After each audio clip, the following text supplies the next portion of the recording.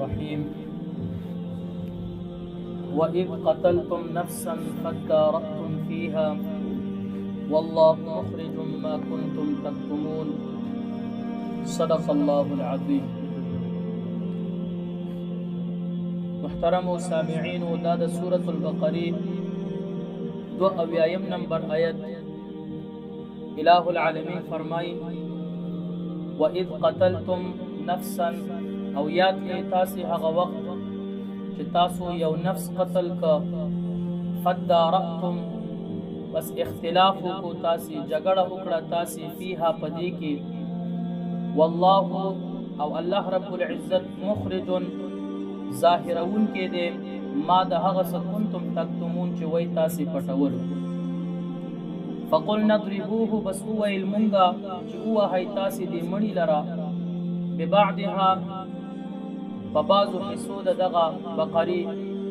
دغوا كذلك دغه رنگ يحيي الله الموتى ژوندۍ کوي الله رب العزت مړي ويريكم او خيتا ستا آیاته عجائب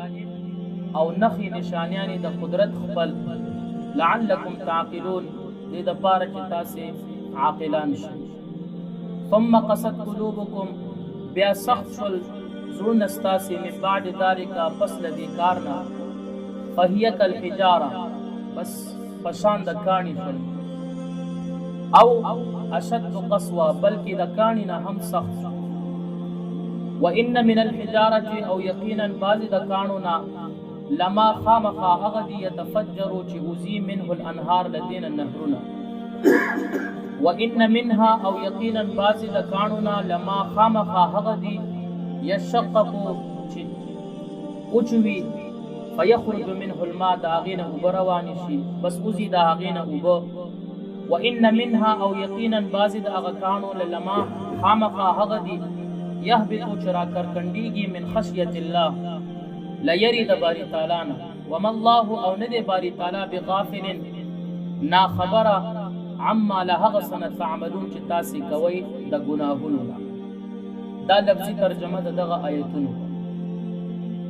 اوس دغه آیتونو چې دا مخکې د رکوع په سر کې دي دا ربط د مخکې قصې سره دي تفاسیر لیکي لکه تفسیر قرطبي چې دا تقدیر د عبارت دسي جوړیږي چې وَإِذْ قَتَلْتُمْ نَفْسًا فَادَّارَأْتُمْ فِيهَا قَالَ مُوسَى إِنَّ اللَّهَ يَأْمُرُكُمْ أَن تَذْبَحُوا بَقَرَةً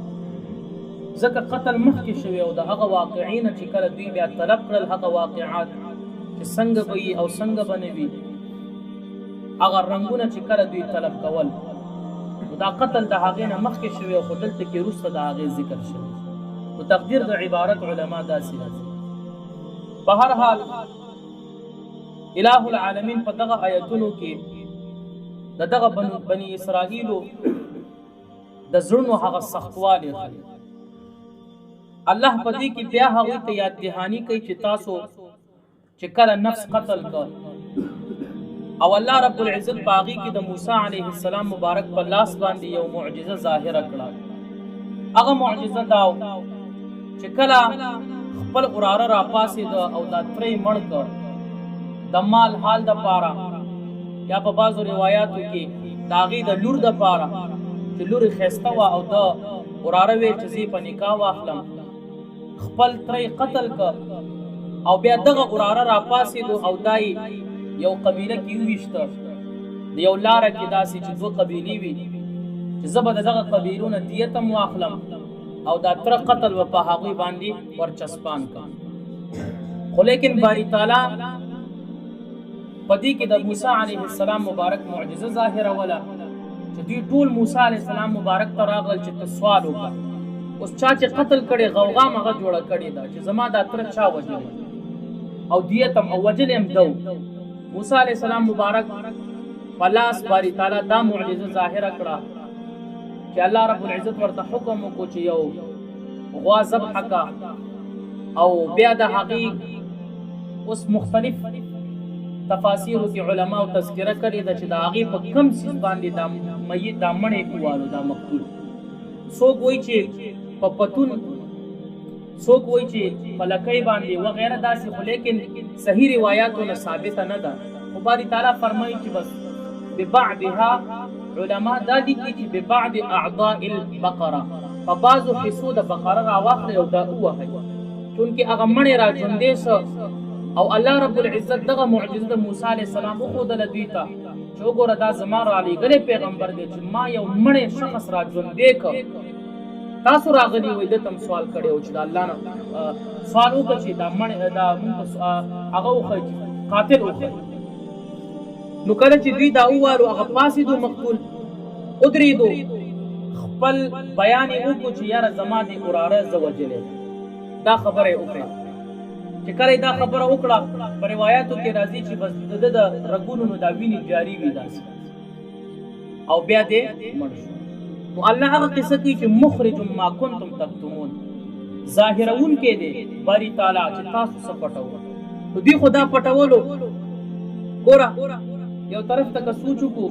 قتل یو کس کړی خو لیکن خطاب ټولو بني اسرائیلو ته په عربو کې دا یو عمل او اسلوب طریقه هم ده چې عمل یو کس وکړي د دې بیا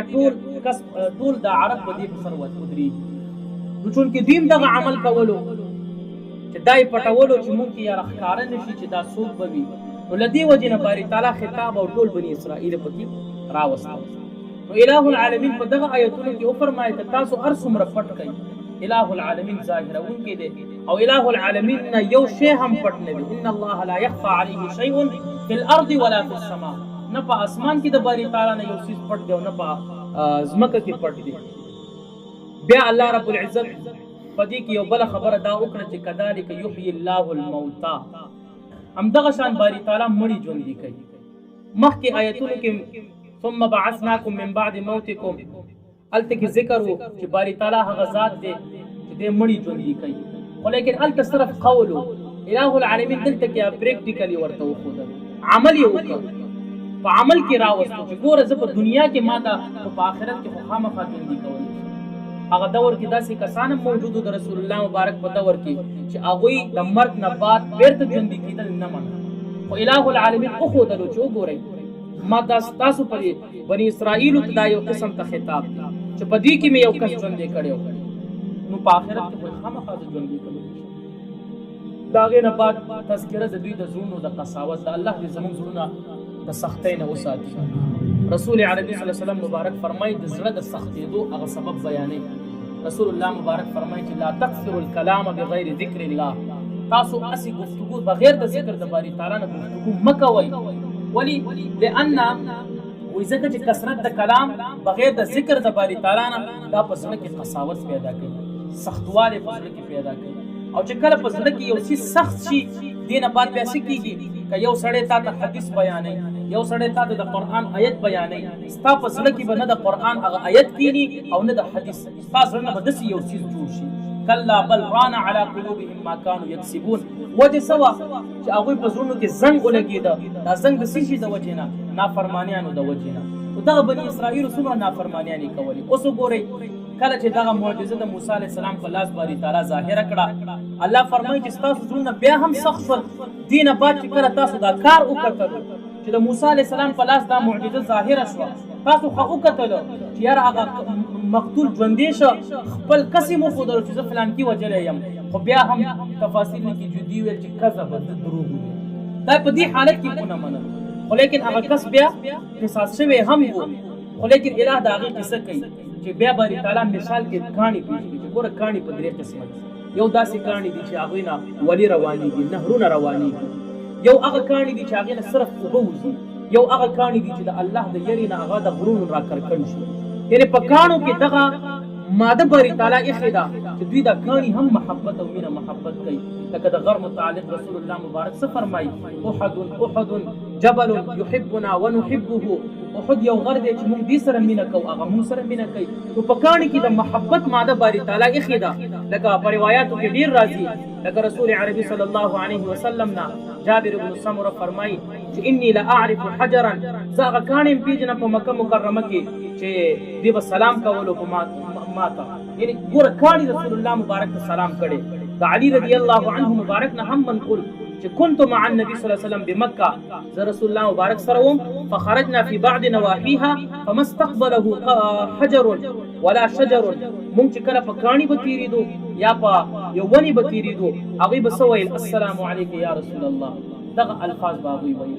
ګوره په کاڼي کې دغه د محبت ماده باری تعالی ایښې په کاڼي کې د الله رب العزت خوف پروت دی لو انزلنا هذا القرآن على جبل لرأيته خاشعا متصدعا من خشیة الله کچرته دا قرآن مونږ په غره نازل کړی وی تاسو به کتلی وی چې د هغه ګوره خوف او خشیت د باری تعالی د وجې نه هغې هم ژړا کوي دا اوبه چې راوځي دا د الله رب العزت د یری د وجې نه باری تعالی هغوی کې دومره یره ایښې خو لیکن بني اسرائیلو کې دغه خشیت بیا هم نه دی پروت باوجود د دې نه دغه معجزات یې وکتل یا مخکې معجزات چې د موسی علیه السلام په امسا 12 نهرونه راووتل یا چې دوی د پاسه هغه غر اوچت کړی شوی و او یا دغه شانتې نور معجزات دوی ته وښودلی شو خو دوی بیا هم موسی علیه السلام مبارک خبره ونه منله اللهم وافقنا لما تحب وترضى من القول والفعل والعمل والنية والهداية